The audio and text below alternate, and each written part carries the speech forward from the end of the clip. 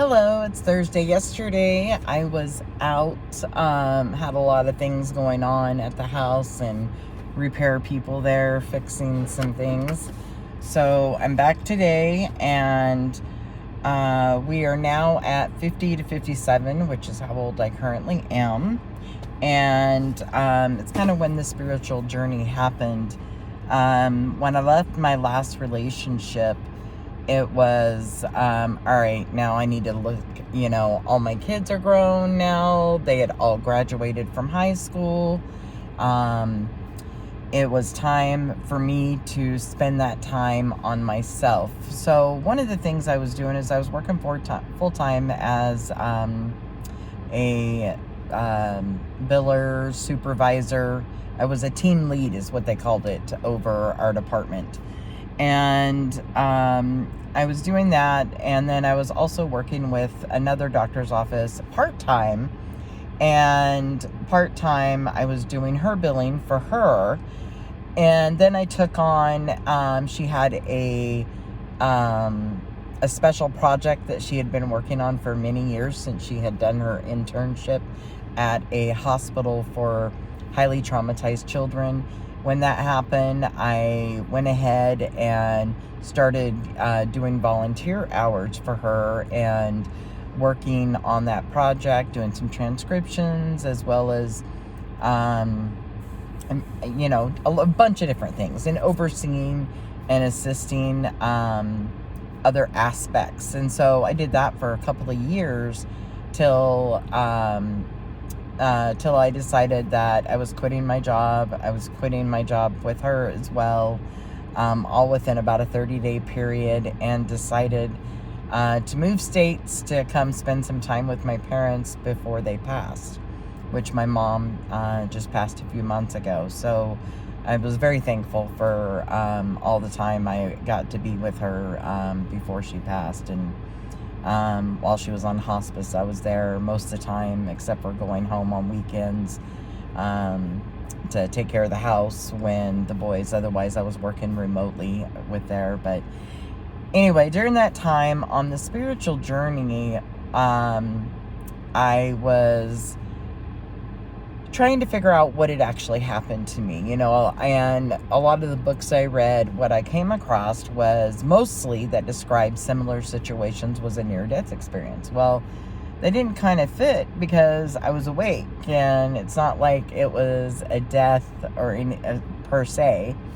It wasn't a traumatic event, anything like that. So when it happened, I then got into, at the same time when all this was happening, I was working both these jobs.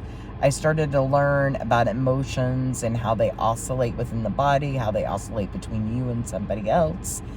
And I learned really how to control my emotions. So it's very hard for me to have an emotional reaction.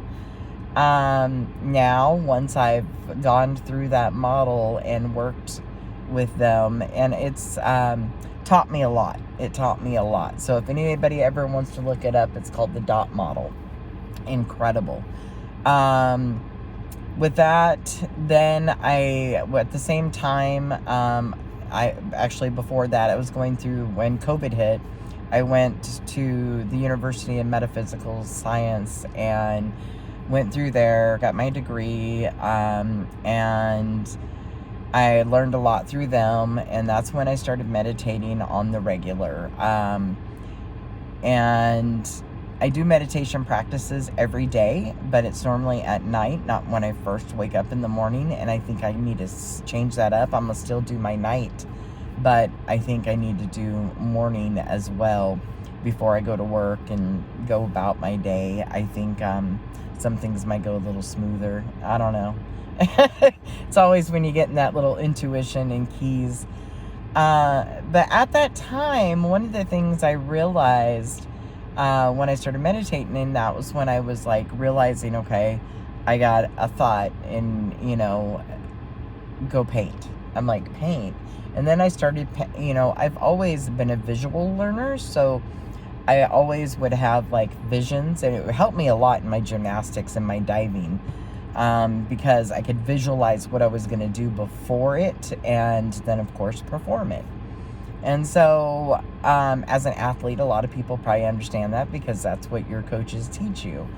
And so I was able to do that quite well. And sometimes I find it was interesting. At the same time as all this was going on, I also got a Reiki practitioner certification. I got past life regression certification. I mean, I was doing all kinds of learning. And then I also got my Jorei, working with the Shumei Foundation. And what that is energy healing. And both Reiki and Jorei are very similar. And it was real interesting, different, how to heal your own body, how to heal other people. And the one thing that most people have to remember is you can't necessarily heal somebody unless they're willing to receive the healing. They have to want to heal. If they don't want to heal, there's not much you're going to be able to do for them. They have to want to heal and want that healing. Then they can receive the healing. Because I always say I am just a conduit. The energy just flows through me from the divine, God, source, however you want to call it, and out to others.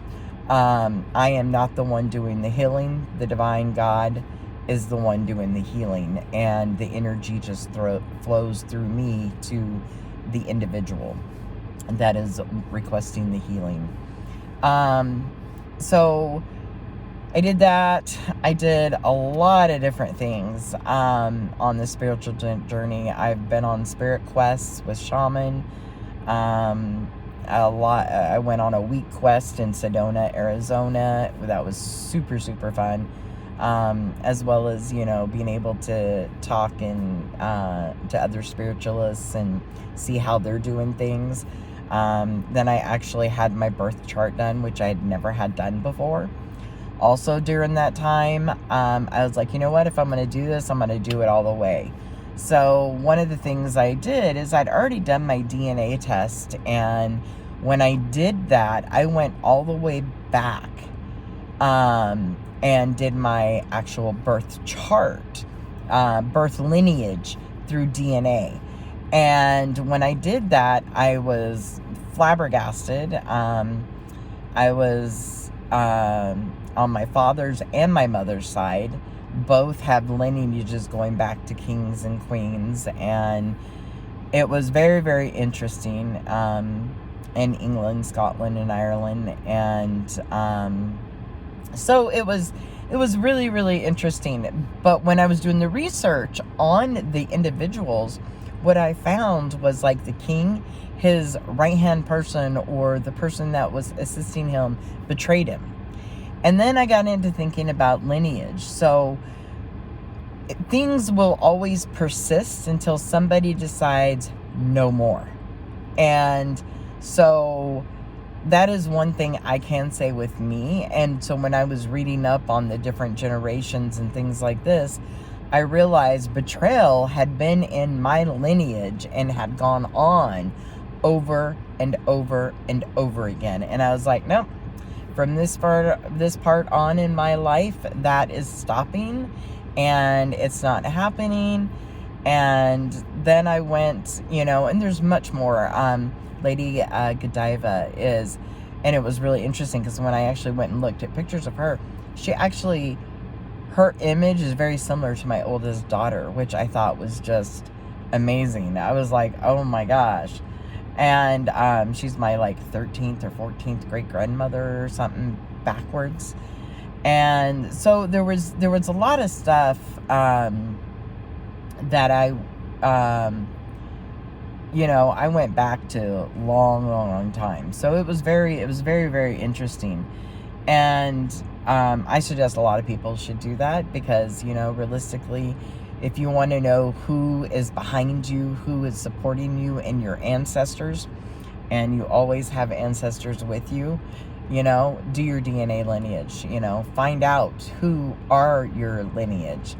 And it was very, very interesting. So I did that. I did lots and lots more.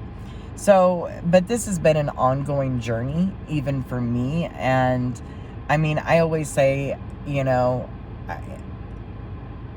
I myself do not want to get into another relationship until I feel that I'm healed enough, which I probably am now. But to myself, I just, at this point, I don't see, that in my life, because, and it's not that you're being picky or anything, which in some sorts I am.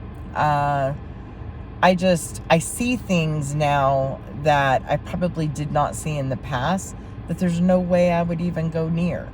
So that I find very interesting. And, I think next time what I'm going to go on is how I put that into practice, maybe.